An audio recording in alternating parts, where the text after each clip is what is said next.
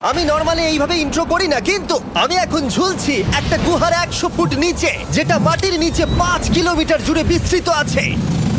আর আমরা এটা পছন্দ করি বা না করি, যখনই আমি আর আমার বন্ধুরা মাটি টাচ করলাম, আমরা অফিসিয়ালি এখানে আগামী 7টা দিন কাটাতে চলেছি। বাবারে, এটা আমার জীবনে করা সবথেকে ভয়ঙ্কর জিনিস। প্রথমত, আমাদের এখন এখান থেকে অনেকটা দূরে যেতে হবে। কেন? যদি ঝড় বৃষ্টি হয় তাহলে এই পুরো জায়গাটা জলে ভরে যেতে পারে, আর সমুদ্রের মতো ঢেউ এসে সবাইকে ভাসিয়ে নিয়ে যেতে পারে। সেই জন্য আমাদের আরো ভিতরে যেতে হবে একটা বেস ক্যাম্প বানানোর জন্য। ভাই এটা পুরো পাগলাম। এটা একটা অন্য জগৎ মনে হচ্ছে। এই কেভ এন্ট্রান্সটা হয়তো দেখতে সুন্দর, কিন্তু দেখে যা মনে হচ্ছে আসলে তা নয়। আর আমরা হয়তো জানি না যে আগামী 7টা দিন আমাদের জীবনের সব থেকে কঠিন সময় হতে চলেছে। সব থেকে বাজে ডিসিশন।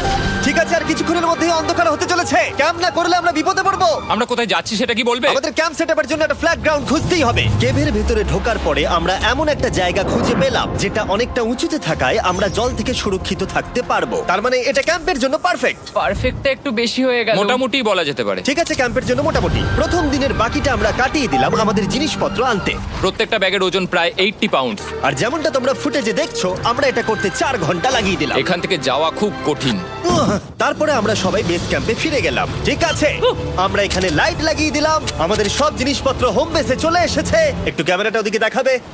ওদিকটা কিন্তু ভয়ানক অন্ধকার, আর সবসময় এরকমই থাকবে। তাই আমরা ক্যাম্পিং গ্রাউন্ডের জন্য খুব বেশি কিছু করতে পারলাম না। কটা ফুটো করে দড়ি টাঙিয়ে দিলাম। এটা ধরো আর ওঠো দেখি। মনে হচ্ছে আমাদের হ্যামকগুলো ভালোই সাপোর্ট পাবে। আর তারপরে আমাদের সার্ভাইভাল গাইড জোয়ের সাহায্যে আমরা হ্যামক টাঙালাম। এই সরু দড়িটা আমার হ্যামকটাকে ধরে রাখবে। হ্যাঁ। ডিনার খেয়ে আমরা প্রথম রাত্রি ঠান্ডার জন্য তৈরি হলাম। আমি মিথ্যে কথা বলবো না, আমি যতটা ভেবেছিলাম তার থেকে এই হ্যামকটা অনেক বেশি কমফোর্টেবল। এই আমি তো আমার চমকেই হাতটা তো গেছিলাম। বড় কেন ভাই? এই কেভটা 2.5 কিলোমিটার ডিপ, আর আমরা এখন এন্ট্রান্সের কাছেই ক্যাম্পিং করছি। কাল আমরা অনেক কিছু এক্সপ্লোর করব। তোমরা কেমন ঘুমালে? ভয়ঙ্কর। ঘুমই হয়নি। এটা সত্যি একটা অস্বস্তিকর পরিবেশ। কেবের ওপর থেকে অনবরত আমাদের উপরে জল পড়েই যাচ্ছিল, তাই উপরে একটা প্লাস্টিক চাপালাম, কিন্তু তাও আমাদের হ্যামকের উপরে জল পড়েই যাচ্ছিল। একটা আইডিয়া আছে, চলো শেল্টারগুলোকে ভালোভাবে তৈরি করি। আমার মনে হয় এই প্লাস্টিকগুলোকে জুড়ে দিলে আর জল পড়বে না। বাহ, তুমি তো জিনিয়াস। আমি শুধু একজন ইউটিউবারই নয়, ঠিক আছে? আমার হ্যামকটা এটার উপরে ঝুলছিল। মানে দেখো, আমি আরেকটু হলে হ্যামক থেকে নেমে পড়ে যেতাম। আর আমরা সেই সময় এটা বুঝতেই পারিনি যে এই গর্তটা প্রায় 40 ফুট গভীর। তাই যখন আমি আর শন প্লাস্টিকগুলোকে জুড়ছিলাম, তখন ম্যাক আর কার্ল এই গর্তটা কতটা ভয়ঙ্কর সেটা দেখতে গেল। আমার হ্যামকটা দেখতে পাচ্ছো? ওখানে আমি ঘুমোচ্ছিলাম। এদিকটা দেখো। আর যেহেতু এই কেভে সব একই রকম দেখতে, তাই আমাদেরকে ফলো করা অনেকটাই কঠিন ছিল। এই ম্যাপে তোমরা আমাদের হোম বেস দেখতে পারবে, আর দেখতে পারবে ওরা ওখান থেকে কত দূর হ্যাঁ, যাচ্ছে। এটা তো খুবই ভয়ঙ্কর। ভাই এটা পাগলামো। আর যখন ছেলেরা র্যান্ডমলি এক্সপ্লোর করছিল, তখন আমি আর শন ক্যাম্পে কাজ করছিলাম। এই স্লিপিং ব্যাগটা এখানে কেন পড়ে? কারণ এটার থেকে পিয়ের গন্ধ বেরোচ্ছে। ইয়া, এটার থেকে শেখা উচিত স্লিপিং ব্যাগ ভাড়া নিতে নেই। আমরা স্লিপিং ব্যাগ কেন ভাড়া আমি- নিয়েছি? কেন আমি আমরা জানি না। স্লিপিং ব্যাগগুলো কিনে আনতে পারলাম না? আর তারপরে আমরা এই দুটো প্লাস্টিককে জিপ টাই দিয়ে জুড়ে দিলাম। কিছু মনে করো না, এই দড়িটার উপরে আমার জীবন বাজি আছে। আর তখন ওইদিকে ম্যাক আর কার্ল তখন ওই গর্তের মধ্যে। ও মাই গড, ম্যাক! আর শেষ পর্যন্ত ওরা একদম নিচে পৌঁছে গেল। এই! আমি তো ভাবলাম সবাই ক্যাম্প নিয়ে কাজ করবে। আমরা শুধু দেখাচ্ছিলাম জায়গাটা কতটা ভয়ঙ্কর। না পড়লেই হবে, তোমাদের স্কিল নেই। আচ্ছা ঠিক আছে। আর যদিও ওদের এবার ফিরে আসা উচিত ছিল, কিন্তু কাল আর ম্যাক এটা কতটা গভীর সেটা দেখানোর চেষ্টা করলো। ভাই এটা দেখতে দারুণ লাগছে। তুমি কি নদীটাকে পার করতে পারবে? কিন্তু ওরা এটা জানে না যে এই রিভারটা এই কেভের গোটাটাই জুড়ে আছে। তার মানে এর মধ্যেও আমাদের কিছুটা সময় কাটাতে হতেই পারে। ওই তো ওরা এসে গেছে। এসো। তোমরা রান্না করে রেখেছো তো? হ্যাঁ, রান্না করেছি। ঠিক বলেছ। একটা নতুন বাড়ি, ঠিক বলেছি তো? একদম। এখন আমাদের একটা ছাদ আছে। আর এটা তো দারুণ। জিমি রান্না বেশ ভালোই আর করেছে। আমরা আমাদের ফায়ার পিটটাকে এই সুন্দর জায়গাটাতে নিয়ে এসেছি। জায়গাটা কেমন? বেশ গরম। আরামদায়ক। এই পাথরগুলো গরমটাকে ধরে রাখবে এবং ওপর থেকে যে পি পড়ছে সেগুলোকে আটকে দেবে। ওটা পি নয়। তাহলে ওটাকে কি বলবো? যদি জানি না, হয়তো বৃষ্টির জল হবে। না, এটা বৃষ্টি নয়, না, পাথর মানে ইয়ে তুমি- করছে। এই একটু উপরে দেখাও। তুমি মেঘ দেখতে পাচ্ছো? পাথর দেখা যাচ্ছে। এটা বৃষ্টি নয়, রক পি। Rock P. ঠিক আছে, রক পি। ঠিক আছে, এটা রক পি। আর একটা শুকনো রাত ঘুমিয়ে কাটাবার পরে আমরা ঠিক করলাম জো আমাদের সার্ভাইভাল এক্সপার্ট, তাকে নিয়ে আমরা কেভের শেষ প্রান্ত অব্দি যাব। Cave, cave! Cave, cave, cave! Cave. Cave! দেখা যাক আমরা কেভের কতটা গভীরে যেতে পারি। তোমরা কিন্তু মনে রাখবে আমরা সবেমাত্র কেভের এন্ট্রান্সের দিকেই আছি, আর আমাদের ইচ্ছা এই কেভের শেষ প্রান্ত অব্দি যাওয়া, অবশ্যই না মরে গিয়ে। ও মাই গড, এটা তো খুবই স্টিফ। আরে এটা তো সবে শুরু। আমরা কেভের আরো গভীরে এসেছি। তোমরা সবাই সাবধানে আসবে। এটা খুবই ছোট জায়গা, আমার মনে হয় না এখান থেকে আমি যেতে পারবো। কেভ এক্সপ্লোরের ইন্টারেস্টিং জিনিসটা হলো যা হোক করে আমাদের এই ছোট্ট ফাঁকগুলোর মধ্য দিয়ে এগিয়ে যেতে হবে। ও মাই গড, খুব ছোট জায়গা। আর তারপরেই খুব বড় একটা জায়গা আসবে, সেটা এতটাই বড় যে কিছু না দেখতে পাওয়ার জন্য এটা করতে হলো। ও মাই গড! এবার আমি সব দেখতে পাচ্ছি, এটা দুর্দান্ত। এটার তো অনেক আলো। ভাই জায়গাটা কতটা সুন্দর দেখো। বাপরে কি আলো, আমি তো তাকাতেই পারছি না। আমি তো অন্ধ হয়ে যাব মনে হচ্ছে। এ বাবা, এটা কি হলো? আমরা বোধহয় ঠিক মতো এটাকে ব্যবহার করতে জানতামই না। চলো এগিয়ে যাই। আর তাই আমরা এগোতে থাকলাম। এই যে এই জায়গাগুলো, এগুলো খুব ভালো ধরার এখানে? জায়গা। এগুলো ধরে এখান থেকে পা ঘুরিয়ে চলে আসতে পারবে। এইভাবে কি? হ্যাঁ, একদম পারফেক্ট। জো সব থেকে ভালো কেভ গাইড। এভাবে কেউ গাইড করতে পারবে না। ঠিক আছে, এইবার ব্যাপারটা ইন্টারেস্টিং হবে। কি? এটা কি? এখান থেকে আমাদের ওয়েট শুট পরে সাঁতার কেটে যেতে হবে। গতকাল ম্যাক আর কার্ল এটা নিয়ে মজা করছিল, কিন্তু এই কেভে আমাদের পরের অ্যাডভেঞ্চারটা ছিল একটা প্রায় জমে যাওয়া নদীর মধ্যে। ও মাই গড, এটা তো পাগলামি! তার মানে আমাদের ওয়েট শুট পড়তেই হবে যাতে আমাদের হাইপোথার্মিয়া না হয়। আমরা এটা কেন করছি? এই এক্সপেরিয়েন্সটা তো জীবনে একবারই হবে। এটা করলে হয়তো আর নাও বেঁচে থাকতে পারি। আমাদের এই কেভের শেষে পৌঁছতে হলে আমাদের এই নদীর মধ্য দিয়ে, এই ছোট্ট ফাঁকগুলোর মধ্য দিয়ে সাবধানে ধীরে ধীরে এগিয়ে যেতে হবে। আস্তে আস্তে নামো, স্রোতের কারণে পা পেছনে টানতে পারে। ঠিক আছে, আমি তাহলে নামছি। তুমি ওই দেয়ালগুলো ধরে ধরে এগোতে থাকো আস্তে এটা তো আস্তে। খুব ঠান্ডা। তুমি পারবে জিমি। জানি না এখানে ঢুকতে পারবো কি না। জিমি, এবার তুমি জল থেকে উঠে দাঁড়িয়ে পড়ো। এটা সত্যি একটা পাগলামি। এখানে কি ঠান্ডা! যখন তোমরা খুব ঠান্ডা জলের মধ্যে থাকবে তখন একটা পাথরকে ধরে এগিয়ে চলা খুব কঠিন হবে। ও মাই গড, এটা সত্যি পাগলামি। ম্যাক, কার, চলে এসো। আমার ভয় লাগছে। চলো চলো, পারবে। ভাই। এগোতে থাকো, পেছন দিকে তাকিও না। একবার দেখো আমরা কি করছি। কিন্তু এই বাধাগুলো এতটা কঠিন ছিল না সামনে যা আসতে চলেছিল তার তুলনায়। আমরা পেরেছি। কেভ কেভ কেভ এই, কেভ। একটা কথা শোনো, আমরা 10% আসিনি। তার মানে এখনো আমরা শুধুমাত্র সার্ফেসেই রয়েছি, আর শেষ প্রান্তে পৌঁছতে হলে আমাদেরকে আরো 2 কিলোমিটার যেতে হবে। যেরকম তোমরা দেখতে পাচ্ছ এখানে 24/7 বৃষ্টি হয়, তাই আমি একটা আড্ডা মারার জায়গা তৈরি করেছি যেখানে আমরা কেউ ভিজবো না। আমি ভাবছি আমি যদি এটা না বানাতাম তাহলে কি হতো। আমি নিশ্চিত যে ওদের একটা ভেজা পাথরের উপর শুতে হতো। আমাদের ক্রমাগত এগিয়ে যেতে হবে এবং শরীরটাকে ভিজে রাখতে হবে। ঠিক আছে। নইলে আমাদের শরীরের তাপমাত্রা কমে এটা যাবে। এতটা কঠিন কেন? সব থেকে বাজে ব্যাপার হলো আমরা যতটাই দিকে এগোবো ততটাই আমাদের পিছন দিকে ক্যাম্পে ফিরতে হবে। আমাদের পরের বাধাটা হয়তো জলের মধ্যে নয়, কিন্তু তার মানে এটা নয় যে সেটা সহজ হবে। আরে এটা কি মাকড়সার জাল? কিন্তু আমি মাকড়সা দেখতে পাচ্ছি না। তার কেন? মানে ওটা আমাদের উপরে আছে। আরে তোমার গায়ে, তোমার গায়ে। আমার বন্ধুরা বলতে বাজে। এই গেমটা মিস্টার বিস ভিডিওর মতো, যত এগোবে ততই কঠিন হবে। সত্যি কথা বলতে যদি আমাদের সাথে জো না থাকতো আমরা মরেই যেতাম। আর 3 ঘন্টা পরে জো আমাদের জন্য একটা বাজে খবর নিয়ে এলো। জল অনেকটা বেড়ে গেছে আর আমরা অনেকটা সময় লাগিয়ে ফেলেছি, তাই আজকে আমাদের আবার ক্যাম্পে ফিরে যেতে হবে। আমি মানবো না। তুমি সেফটি এক্সপার্টের কথা অমান্য করতে পারো না। আমি এটা মানবো না। সত্যি কথা বলতে আমাদেরকে ফিরতেই হতো, কারণ এর আগে আমরা শুট করতে অনেকটাই সময় নষ্ট করে দিয়েছি। তারপর ফ্লেয়ার নিয়ে খেলেছি, তাই আমরা ফিরে যাচ্ছি আর এই মিশনটা আমরা পরের দিন আবার শুরু করব। শন, আমরা এসে গেছি। আরে তুমি এখানে কি করছিলে? এখন তোমরা কেউ ভিজবে না। আমি তো জানতামই না এই লাইটগুলো আমরা এনেছি। এগুলো দারুণ লাগছে তাই না? দুঃখের বিষয় আজকে আমরা মাত্র 20% এগোতে পেরেছি, কিন্তু বিশ্বাস করো আমরা শেষ পর্যন্ত অবশ্যই যাব আগামী কয়েকদিনের মধ্যেই। আমার মনে হয় না। কোনোদিনই হবে না। আমি তো বললাম। আমরা ডে 4টা রেস্ট নেব আর ডে 5-এ চেষ্টা করব এই কেভের শেষ অবধি যাবার। দেখা যাক কি হয়। ডে 3-তে মজা হলো, কালকে আবার দেখা হচ্ছে। আর কেভের ভিতরে 3টে খুব বাজে রাত কাটাবার পরে পরের দিন সকালে আমাদের মাথায় শুধু একটাই কথা আসছিল, আমার একটা হট শাওয়ার চাই, তবে আমি এখন একটু শান্তি পাবো। ও এখন শাওয়ার পেলে কিন্তু দারুণ হয়। আমি চান করিনি প্রায় 3-4 দিন হয়ে গেল। তোমরা নিশ্চয়ই জানো কেভের মধ্যে শাওয়ার করা সম্ভব নয়। আমাদের অনেকটা পথ হেঁটে সাবধানে আগের রিভার বেডের কাছে পৌঁছতে হলো। ও মাই গড!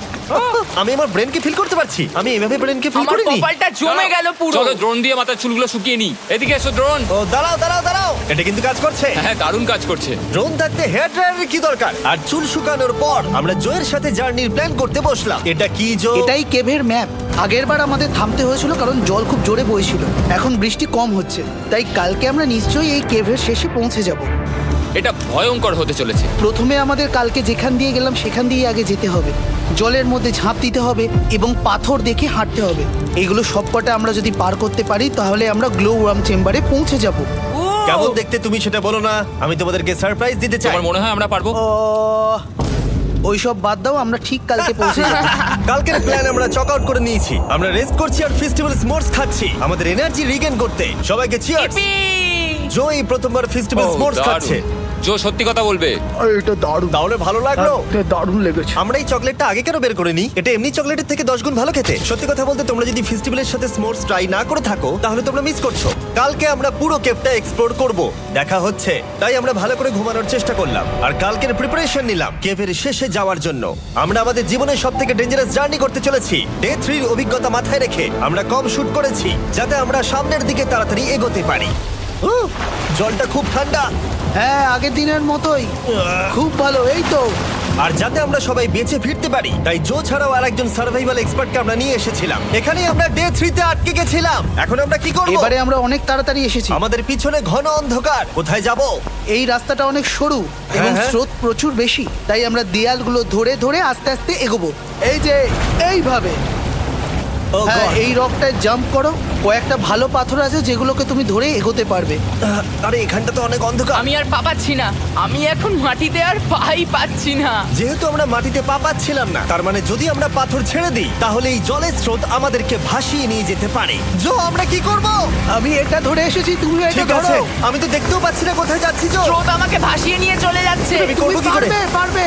শুধু মুখটা এখান থেকে ঢুকিয়ে দাও, আমি হেল্প করছি। এখানে আমি ঢুকবো? হ্যাঁ, এই গর্তের মধ্যে। এই তো, খুব ভালো। এটা আমার জীবনের সবথেকে বিপজ্জনক অ্যাডভেঞ্চার। আমরা এখন কেভের অনেক গভীরে চলে এসেছি আর এবার আমাদের সামনে প্রথম বড় বাধা। এখানে জলের একটা ঘূর্ণাবর্ত আছে, যদি তুমি এর মধ্যে পড়ে যাও তাহলে তোমাকে একদম নিচে নিয়ে চলে যাবে। মানে আমরা পড়ে গেলে মরে যেতে পারি। হ্যাঁ, মানে আমরা মৃত্যুর সাথে খেলা করছি। এটা এতটা বিপজ্জনক হতে পারে আমি সত্যিই ভাবিনি। খুব ভালো। এই তো, তাহলে কি আমার পা এখানে হ্যাঁ, রাখবো? রাখো রাখো। ঠিক আছে, এই তো আমি পেরেছি। এটা আমার ভাবনার থেকেও বেশি কঠিন ছিল। এই নদীটা কতটা শক্তিশালী এই গোটা কেভটাকে তৈরি করেছে। কিন্তু মজার ব্যাপার হলো আমরা পাথরের মতো শক্তিশালী নই। আমি শুধুমাত্র মানুষের মতোই শক্তিশালী। সৌভাগ্যবশত কাল এই অ্যাডভেঞ্চারে লিড করেনি, তার বদলে আমরা একজন অ্যাভেঞ্জার জোকে পেয়েছি। ও কতটা এক্সপার্ট তার প্রমাণ হিসেবে বলতে পারি। সে লিটারালি কতটা ওপর থেকে আমাদেরকে নদীতে ঝাঁপ দিয়ে দেখালো। ও মাই গড, এটা পাগলামি। কে বললো এটা পাগলামি? এটা তো আমার কাছে খুবই সহজ। আমি এটা করব। তুমি কোনোভাবেই এটা করতে পারবে না। আরে কি বলছোটা কি তুমি? আমি এক্ষুনি করতে চাই। চলো যাচ্ছি Joe. God speed back. Jimmy আমার সাথে যা যা করেছে তার কাছে এটা তো কিছুই নয়। 3, 2, 1।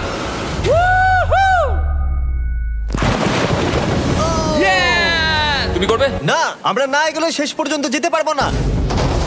ও মাই গড, আমাদের নিচের দিকে যেতে হবে। আমরা সবসময় স্রোতের উল্টো দিকে কেন যাই? এখন শুধু আমি ভেসে ভেসেই যেতে পারবো, আর কিছু না। এই জলের তলায় অনেক ধারালো পাথর আছে, তোমরা সেগুলোকে দেখতে পাবে না, তাই সাবধানে পা ফেলবে। ও মাই গড, আবার এটা গভীর আরে হচ্ছে।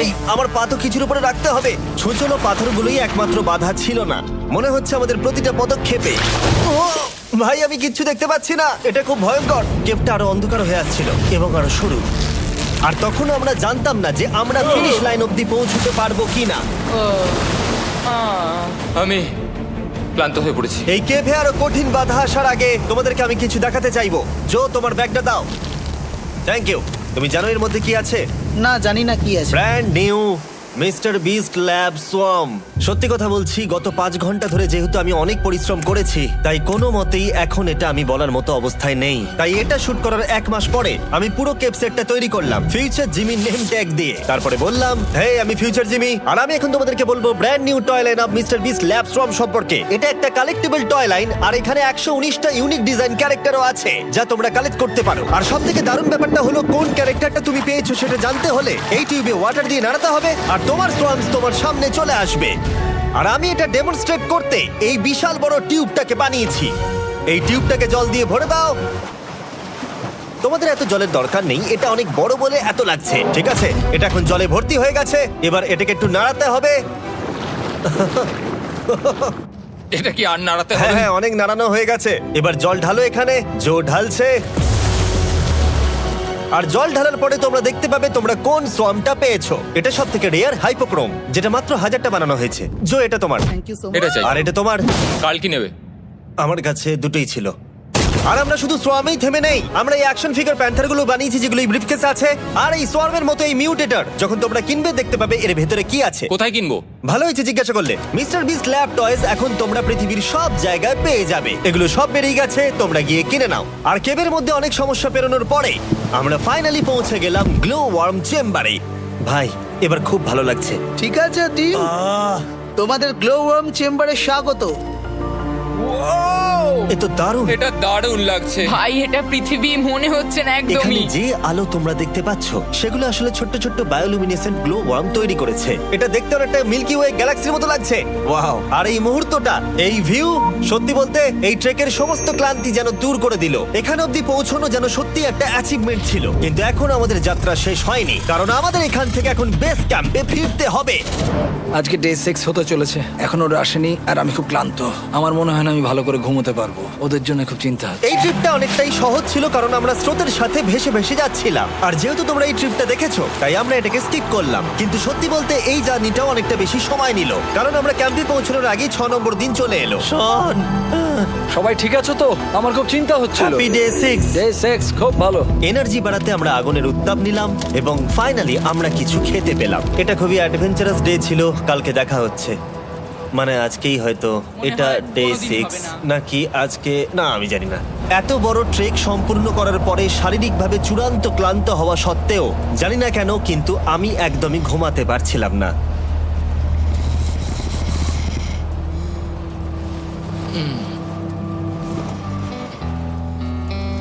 আমি 7 দিন সলিটারি কনফাইনমেন্টে কাটিয়েছি, কবরে কাটিয়েছি, 7 দিন রাফটে থেকেছি। কিন্তু সত্যি কথা বলতে এটা সবার থেকে বেশি কঠিন ছিল, কারণ সব সময় ভিজে, ঠান্ডা, প্রত্যেক মুহূর্তে এই পাথরগুলো শরীরে ব্যথা দিচ্ছে। বেশিরভাগ সময়টাই এই কেভটা দুঃস্বপ্নের মতো ছিল। কিন্তু তোমার আর আমার মধ্যে জিমি! ইয়ো! গার্ড, আমাকে দেখতে পাচ্ছ? এটা পৃথিবীর সবথেকে উজ্জ্বল টর্চ। মজার মুহূর্ত অনেক ছিল। মাটির নিচে 300 ফুট গভীরে অভিযান চালানো থেকে আমাদের সবাই মিলে হ্যামক নিয়ে হাসাহাসি করা সবকিছুই এই অভিযানের অংশ ছিল। যেহেতু আমাদের সঙ্গ দারুণ, চলো তিমির মতো আওয়াজ করো। তাই এই ভিজে, ঠান্ডা, পাথুরে অদ্ভুত কেভের ট্রিপটা বদলে গেল আমাদের জীবনের সব থেকে সুন্দর মুহূর্তে।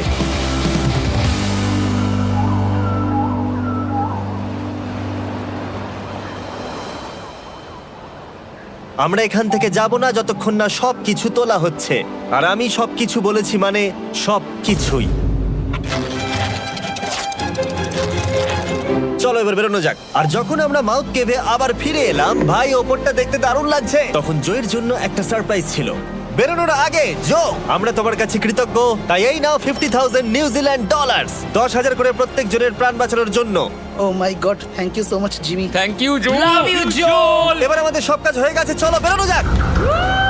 7টা দিন পরে আমরা ফাইনালি এখান থেকে বেরোচ্ছি।